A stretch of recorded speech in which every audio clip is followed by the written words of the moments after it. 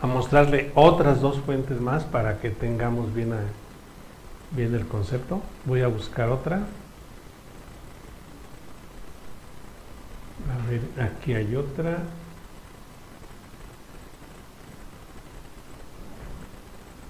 Esta es sencilla, esta no es doble. Bueno, vamos a quedarnos en esta. Esta fuente es de 1.35 voltios. 1.3. Sí, aquí lo dice. Es una fuente switchada, obviamente. Ya estas fuentes son switchadas, porque las únicas que son no switchadas va a ser la de 5, la de 3.3 y a veces la de 1.8. Pero en este caso es la de 1.35. ¿sí? Y vamos a ver el enable. No, aquí en lugar de enable aparece como aparece como S3. S3 y lo prende una orden que se llama main on. Ese de main on se utiliza muchísimo en la actualidad en los equipos modernos, que indica que es el encendido maestro. Bueno, ahorita vemos eso. Aquí tenemos, todo es repetitivo. Me lo voy a explicar lo más rápido posible porque todo es repetitivo. ¿sí? En este caso estamos utilizando el MOSFET TPCC8067H, ¿sí? Y abajo el TPCC8065H. Son diferentes los MOSFET. El MOSFET, el PQ5, es el que recibe el voltaje de los 19 voltios. Aquí lo tenemos. Vean. Y yo les platicaba en una clase que tuvimos,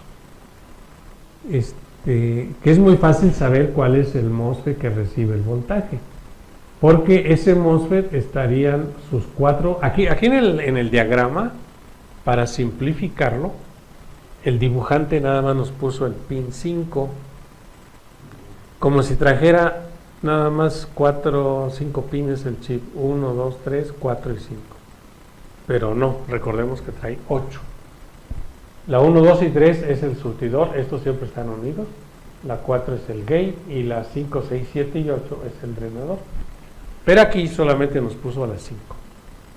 Ok, entonces aquí está llegando el voltaje de los 19. El B-in es el voltaje de los 19 voltios. ¿sí? Pasa por esta bobina, se filtra por todos estos capacitores que tenemos ahí. El PC59, el PC61, el PC191 y el PC57. Son capacitores que filtran el voltaje, igual que el PC192. Y llegan al drenador del PQ5. Y vean lo interesante, se reciben 19 y entrega 1.35. Me faltó un punto que explicar en el diagrama que vimos en el pizarrón, ¿sí? Y que es algo pues bien importante también, y se los comento en este momento. En los equipos viejitos de hace algunos años, los reguladores se calentaban mucho.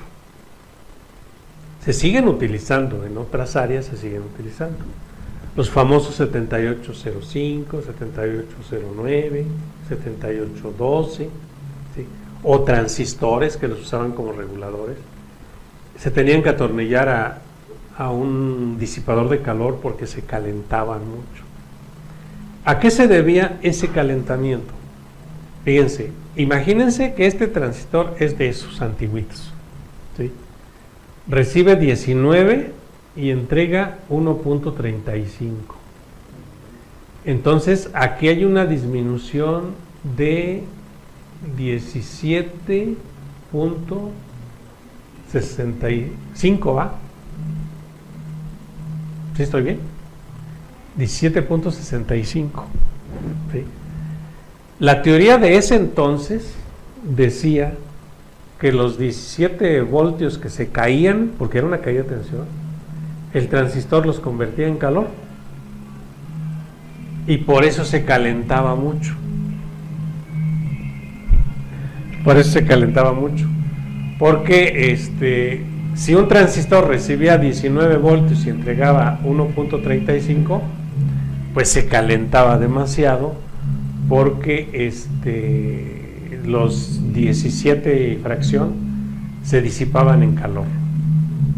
O sea que el transistor provocaba una caída de tensión.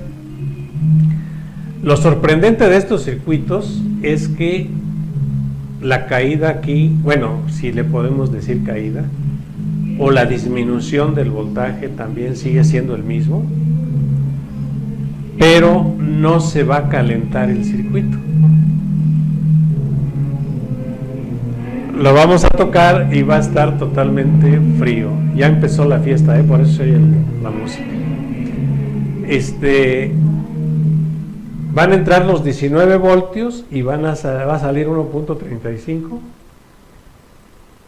y se disminuyó el voltaje, pero no se va a calentar. ¿Y por qué no se calienta? Por lo que ya vimos. El transistor se apaga, no sigue conduciendo. No sigue conduciendo para generar la caída. No, sino se apaga. Y al contrario, vean, ahora es al revés. Ahora la teoría electrónica ha cambiado y ahora es al revés. Este transistor, entre menos voltaje entregue, menos se va a calentar.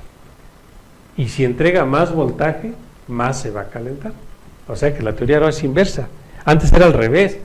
Si un transistor o un regulador recibía 12 y entregaba 6, se calentaba menos que si recibiera 12 y entregara 3 o 2. Porque como era más caída, se calentaba más. Y aquí no. Aquí entre menos voltaje entregue, menos se calienta porque dura más tiempo apagado. Y dura menos tiempo conduciendo porque es menos voltaje lo que entrega. Entonces, esta teoría ha cambiado y ahora así trabajan los MOSFET. Por esa razón, los MOSFET en la actualidad pues se están utilizando demasiado en muchas áreas. En audio, en fuentes conmutadas, en ese tipo de fuentes. Se están utilizando mucho porque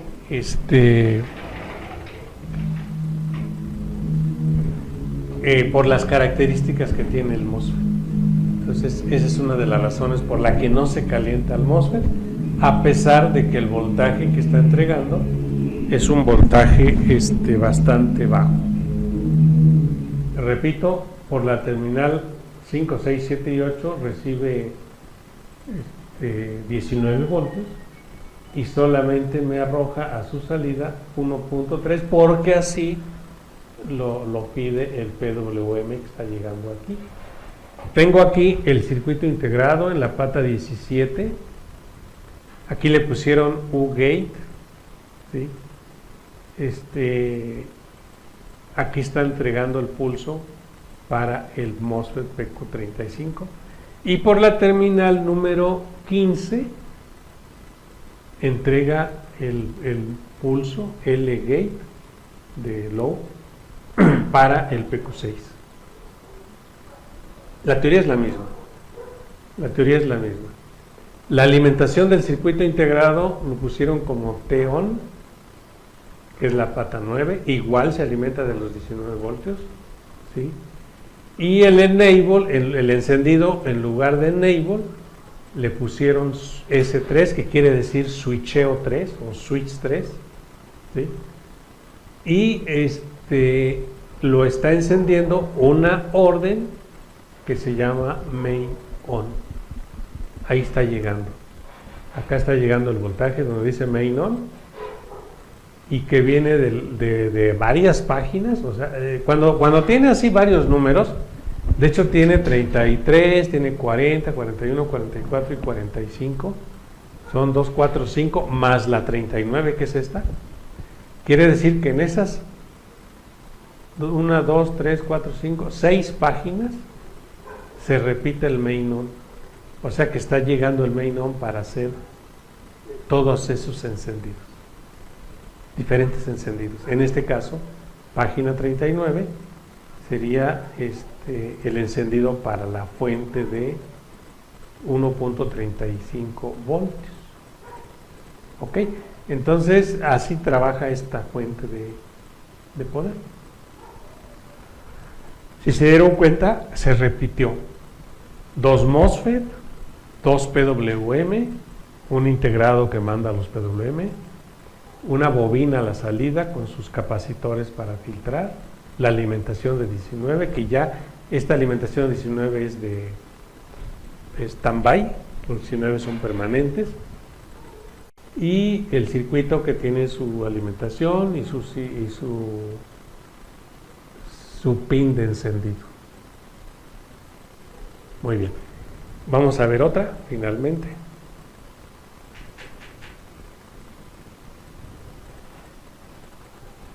Vamos a buscar otra fuente.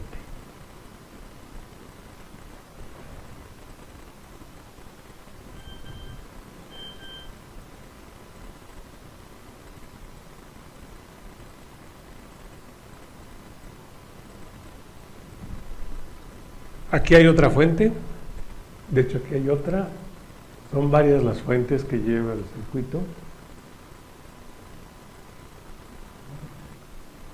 A ver, vamos a analizar esta. Este trae un circuito más complejo, es el de la fuente del procesador. Me doy cuenta que es la fuente del procesador por el término que se utiliza. En las computadoras, ya sea laptop, ya sea all-in-one como esta, o ya sea desktop, o ya sea netbook, cualquier otra, todas esas computadoras, el voltaje que alimenta al procesador se le conoce como V más V core, ¿sí? Entonces aquí esta fuente corresponde al V core, y de hecho no me está diciendo, ahorita buscamos el dato, pero no me está diciendo de cuántos voltios es. ¿Por qué no me lo dice? Porque eso depende del procesador que se le ponga, ¿sí? Dependerá del procesador que se le ponga. Los procesadores todos son de diferente voltaje. Y bueno, aquí me está diciendo que máximo es de 1 voltio, pero de hecho el voltaje V core debe ser de menos de 1 voltio. De menos de 1 voltio. Ahorita buscamos a ver si viene el dato. Si no viene, bueno, pues repito, depende del procesador que se le ponga, y el voltaje vendrá en el procesador. ¿Sí? Muy bien. Entonces, aquí está entrando el voltaje en el PQ3. El PQ3 es el MOSFET que recibe los 19 voltios, ahí donde dice VIN, ¿sí? Ahí llega el voltaje. Está filtrado por 2, 4, 5 capacitores, y por la terminal 1, 2 y 3 sale el voltaje V core.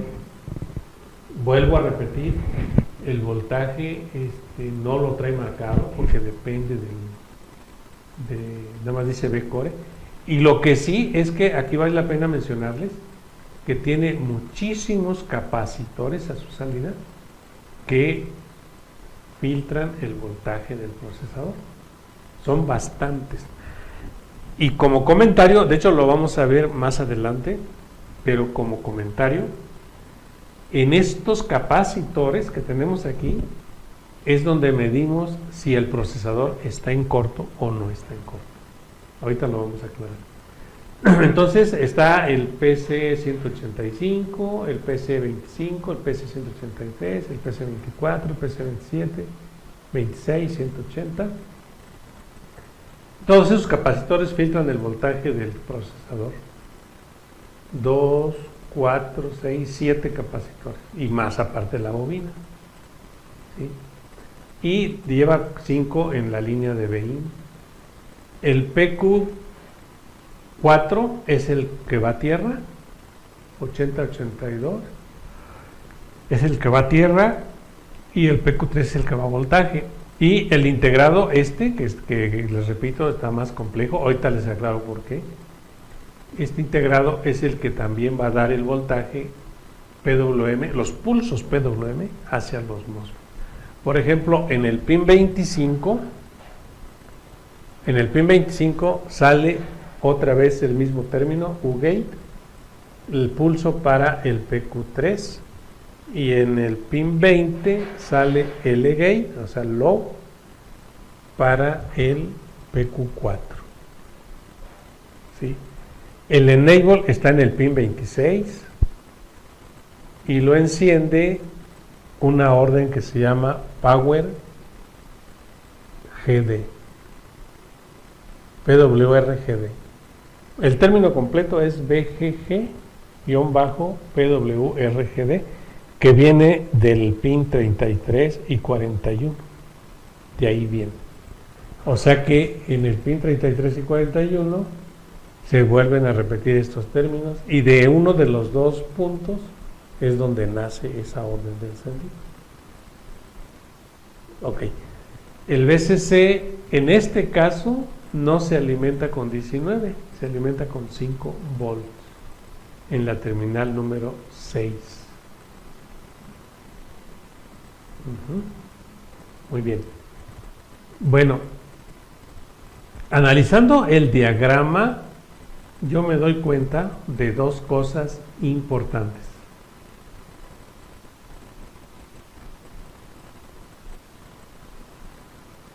Hay un sensor de temperatura. Los sensores de temperatura están dentro del procesador, porque como les decía, esta fuente es para el procesador, ¿sí? El V-Core es para el procesador. Entonces, normalmente los sensores de temperatura están dentro del procesador. Aquí, por ejemplo, tengo uno que es el PR29. PR29 es una resistencia que varía su valor con la temperatura. En el área electrónica le llamamos termistor, y en este caso lo ponen como NTC, que quiere decir coeficiente negativo de temperatura, la PR29. Cuando la resistencia es NTC, que quiere decir coeficiente negativo de temperatura, esa resistencia tiene la característica de que su valor, en este caso es de 100K, su valor va a disminuir cuando la temperatura aumente, ¿sí? O sea, si la resistencia está fría o en condiciones de temperatura ambiente, ¿sí?, su valor es de 100K, ahí lo dice. O sea, checándolo con el multímetro serían 100K. Pero cuando la temperatura empiece a aumentar, porque el procesador se empieza a calentar cuando trabaja, su resistencia empieza a disminuir. Esa es la característica del NTC. Porque, bueno, se van a encontrar en otras áreas también el PTC. El PTC se comporta de manera contraria a esta. El PTC va a subir la resistencia, su valor va a subir cuando la temperatura aumente. Y normalmente el PTC lo vamos a encontrar a temperatura ambiente de valores muy bajos. 1 ohms, 2 ohms, 0 ohms inclusive, 0.1 ohms, a valores a temperatura ambiente. Y el NTC es al revés, lo encontramos de valor alto a temperatura ambiente. Y es muy fácil de entender por qué.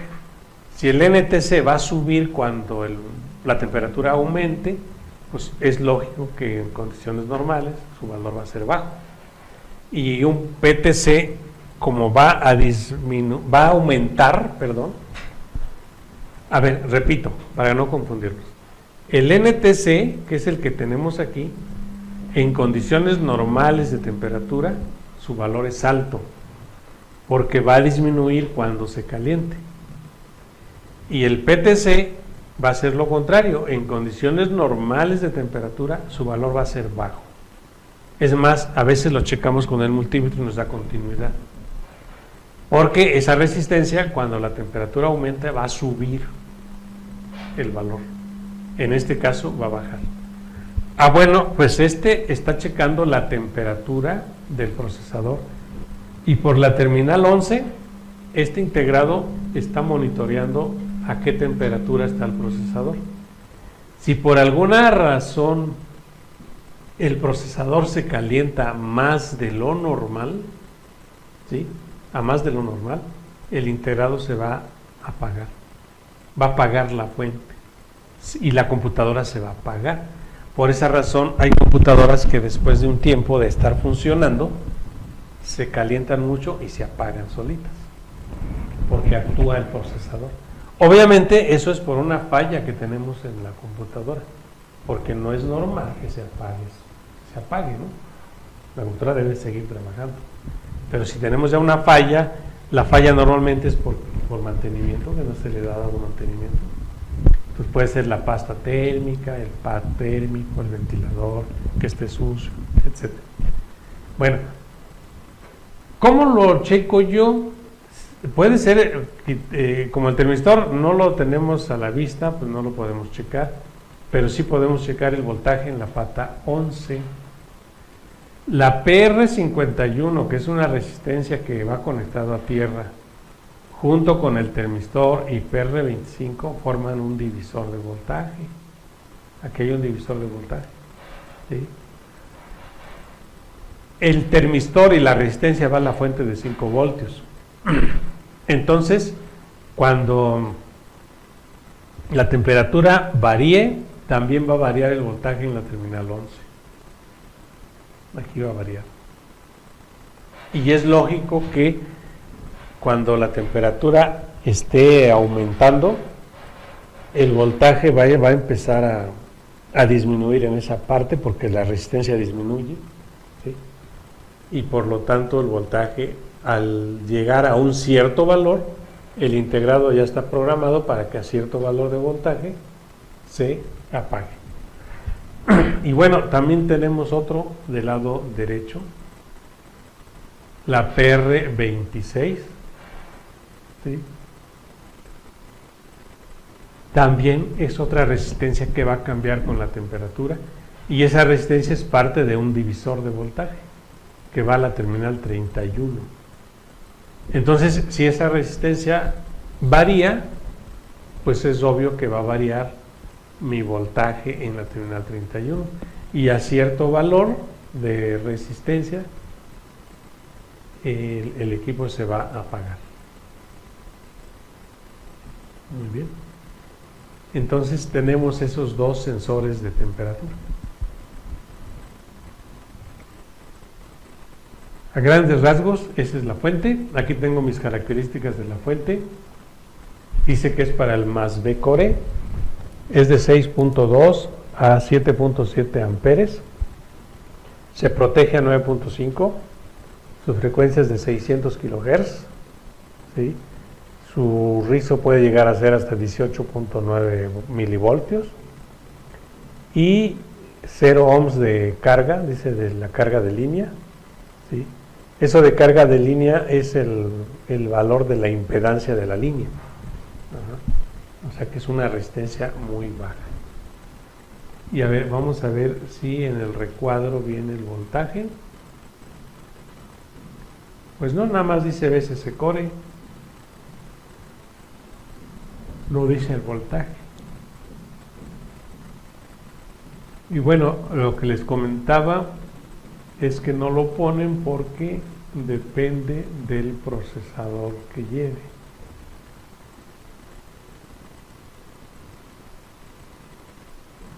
No viene.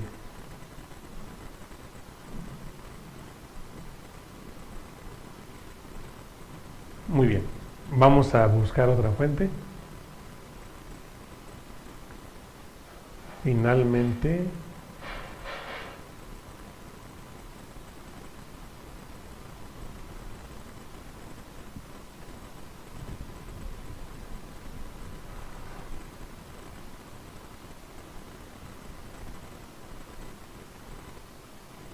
Esta fue la que acabamos de ver. Esta es otra. Esta es otra. No, es la misma.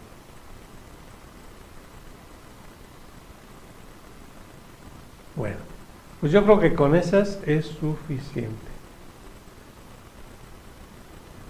A ver, ya nomás les voy a aclarar algo que también es importante. Va a haber equipos más modernos, no sé si sea el caso este que tenemos aquí en la mesa, porque el diagrama no coincide con esta, no es el mismo diagrama, pero va a haber casos donde ya utilicemos otro tipo de fuentes, ¿sí? Por ejemplo, yo aquí estoy viendo una fuente de 3.3 voltios que ya no utiliza MOSFET, ¿sí? Ya no utiliza MOSFET, sino es este circuito integrado el que hace todo. Ya es un sistema más actual, más moderno, donde ya no lleva MOSFET, ¿sí? Y este integrado, por ejemplo, entrega 2 voltajes diferentes. O sea que adentro de este integrado tiene 2 fuentes. Y si nosotros vemos ese integrado en una placa, nos va a sorprender porque es un integrado muy pequeñito. Es de superficie, pero de los más pequeñitos que hay que verlo con lupa, ¿sí? Y este integrado está recibiendo una alimentación de 3 voltios, 3.3 voltios por la terminal 1 y 2, y también recibe una alimentación de 1.8 por la terminal 7 y 6, y me va a entregar por la terminal 8 y 9 1.8 voltios regulados, y por la terminal 13 y 14 me va a entregar 3 voltios regulados, ¿sí? O sea que todo lo está haciendo el circuito integrado.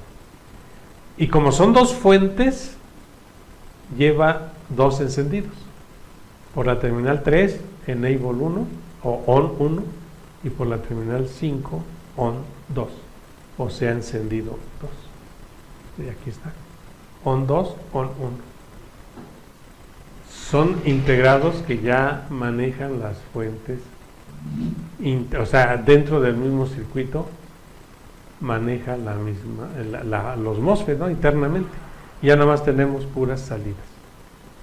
Ese es el comentario que les quería hacer. Ya son tipo fuentes tipo STIP. De hecho, en otras áreas las conocen como STIP. STIP down y STIP up. En este caso sería un STIP down, porque está disminuyendo el voltaje. Cuando lo aumenta es un STIP up. A ver, vamos a ver, aquí está una fuente de 12 voltios que también ya no lleva MOSFET. Vean, aquí está la fuente de 12 voltios. La salida sigue siendo igual a como ya lo explicamos, la bobina y sus capacitores de filtraje. Pero aquí lo interesante es que este pequeño circuito, que es una maravilla, vean, por la terminal número 2 recibe los 19 voltios. Si seguimos esa línea, yo sé que ahí entra los 19 porque dice VI, voltaje de entrada, y mi voltaje es de 19. Pero si seguimos la línea, va hacia arriba, a la derecha, y va al VIN. Ahí está el VIN, y el VIN es de 19 voltios, ¿sí? Entonces, por la terminal, era aquí. Por la terminal número 2 recibe el VIN, y por la terminal número 1, a ver, déjenme ver si es la 1. Sí, es la 3, perdón. Por la terminal número 3 salen los 12 voltios. Se va a la bobina y a los filtros, y ahí ya tengo 12 voltios. ¿Sí? Muchos filtros que filtran el voltaje de 12 voltios. Y el enable lo está haciendo por la terminal 7. Viene del main on. O sea, este pequeño integradito, el AP6503SP-13, internamente tiene todo. Tiene el oscilador, tiene los MOSFET, los PWM, o sea, todo lo que ya vimos, pero ya integrado en un pequeño chip. Ya se hace más sencilla la reparación, mucho más sencilla, porque aquí lo único que hacemos es checar que llegue el voltaje a la entrada, que esté prendido el circuito, que tengamos la línea enable y que me entregue los 12 volts a la salida. Es lo único que hacemos, porque ya no hay más. ¿Sí? Ok. Ahora vamos a proceder a las pruebas. Ya vamos a hacer las pruebas. Creo que con eso queda claro las fuentes de poder. Muy bien. Entonces vamos a hacer las pruebas.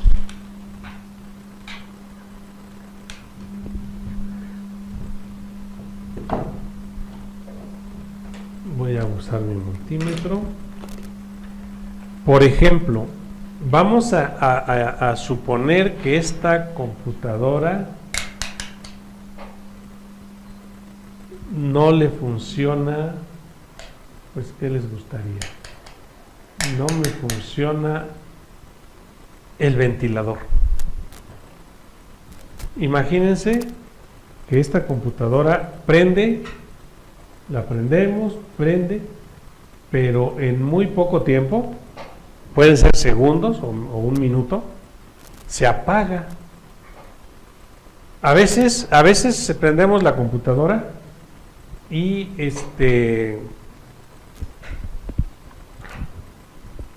y solamente sale el logotipo de la marca en la pantalla y se apaga. ¿Sí? ¿Por qué? O a lo mejor llega hasta al logotipo del Windows y se apaga. Porque si este ventilador no gira, ¿sí? Si este ventilador no gira, el procesador, que es el que debe de enfriar, no se enfría y el calentamiento empieza a aumentar muchísimo, muchísimo. Los sensores de temperatura detectan que el procesador se está calentando mucho y el equipo se apaga. Se apaga, se muere. Entonces, ¿cómo sé si el ventilador está bueno o está mal, o es el voltaje que no está recibiendo? O sea, a lo mejor la fuente que alimenta al ventilador no está trabajando. Ahora, ¿de cuántos voltios es el ventilador? ¿Sí? Por el tamaño del ventilador, seguramente es de 12 voltios. Pero lo vamos a checar. Aquí en la etiqueta, yo estaba viendo hace un momento con la lupa, trae una etiqueta aquí el ventilador, pero en la etiqueta no trae nada. No dice de cuántos volts es. No dice. Entonces vamos a ver si por abajo lo dice. Porque por abajo tiene debe de tener, el ventilador debe de traer el dato de cuántos voltios, con cuántos voltios se alimenta. ¿Sí? Y bueno, yo me atrevo a decir que este ventilador puede ser de 12 voltios o puede ser de 5 voltios, no sabemos. Son los valores que se utilizan, no lo estoy inventando. Son los valores que se utilizan, 12 voltios y 5 voltios. Entonces no sabemos a ciencia cierta de cuántos voltios es.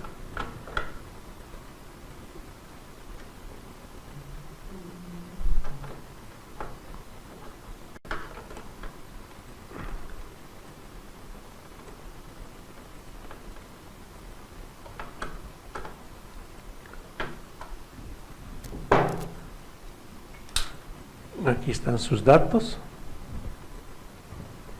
y vean, si es de 12 voltios.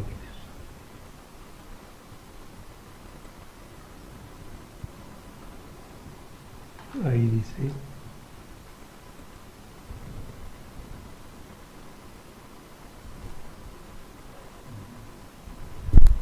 Dice, es que yo lo estoy viendo al revés, pero ahí dice DC 12V, o sea, tu corriente directa 12 voltios, y 0.7 amperes, o sea, el amperaje que está manejando es muy bajo. Entonces, si no gira el ventilador, se puede deber a que en el cable negro y rojo, que es normalmente por donde llega el voltaje, no están llegando los 12 voltios. Y si no llegan los 12 voltios, ya tendría yo que ir a buscar la fuente de 12 voltios. ¿Por qué no llegan los 12 voltios? Entonces, ahorita que estamos hablando de fuentes, pues vamos a poner ese ejemplo. Entonces voy a poner el ventilador.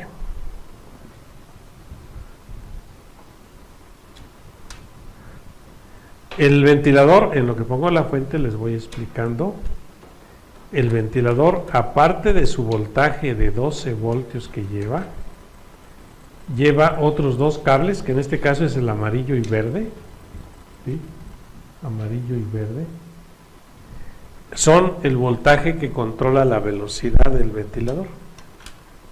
Es decir, el giro del ventilador no es constante.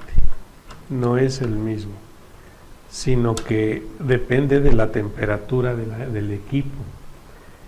Si yo prendo la máquina y la máquina había estado apagada por bastante tiempo, lo más seguro es que el ventilador no gire. ¿Por qué? Porque si la máquina está fría, pues no requiere que se enfríe, ¿verdad? No requiere que el ventilador gire. Lo que sí va a pasar es que va a girar de manera instantánea. A lo mejor la prendo y da unas cuantas vueltas y luego se apaga, porque el BIOS tiene que reconocer o tiene que checar que el ventilador gire, ¿verdad? Y si el ventilador está a veces cuando el ventilador no gira, hay máquinas que no prenden. También puede ser una falla esa, que no prenda la máquina nada porque el ventilador no gira, porque el BIOS debe detectar que el ventilador gire así tantito y se apague. ¿Sí? Esa es una posibilidad. Entonces, por eso tiene sus líneas de control de giro.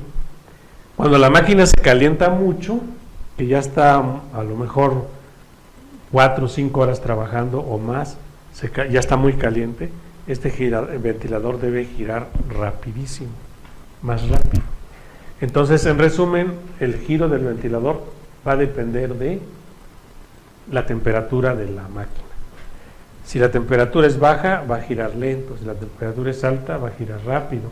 Si es muy alta, va a girar mucho más rápido. ¿Sí?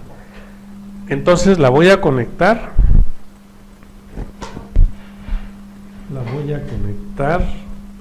Y vamos a hacer la prueba.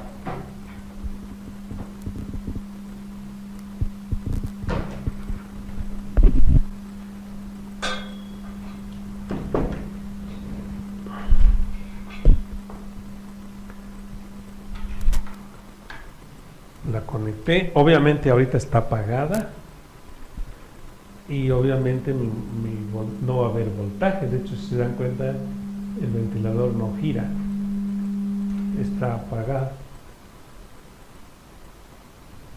Voy a poner mi multímetro aquí en el conector, donde esperemos que entren las puntas, ¿sí? Y la voy a prender. Ok, a ver, vamos a buscar dónde está la tecla del encendido.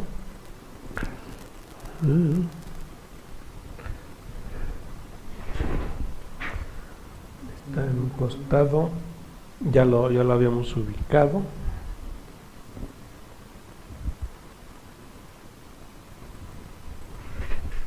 Ya la encontré.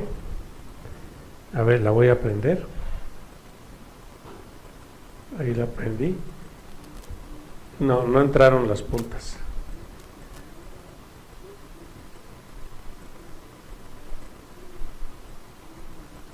¿No tienes las puntas delgaditas?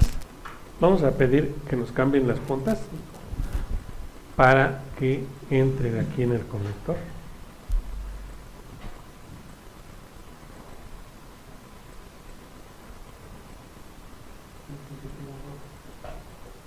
Sí, aunque sea la pura roja, no importa.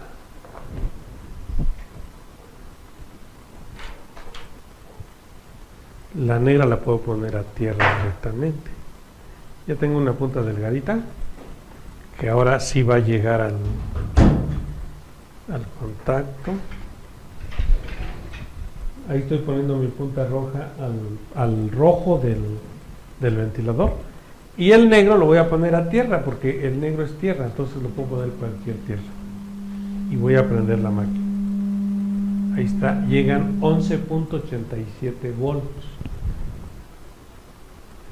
Mi ventilador está girando. Imagínense que no girara o que no hubiera voltaje. Aquí yo puedo dar dos deducciones. O sea, si mi ventilador no gira, pero si llega el voltaje aquí, quiere decir que el ventilador está dañado, ¿verdad? La voy a apagar. O sea, repito, prendo mi máquina, me llega voltaje aquí, pero no gira el ventilador, entonces mi ventilador está dañado. Pero imagínense que prendo mi máquina y no llega voltaje aquí. Entonces, si no llega voltaje, por eso no gira el ventilador. Y entonces ya tengo que irme a buscar la fuente que alimenta al ventilador. ¿Sí? En este caso, por la cercanía, es seguro que es es esta la fuente que alimenta al ventilador. Entonces vamos a verlo.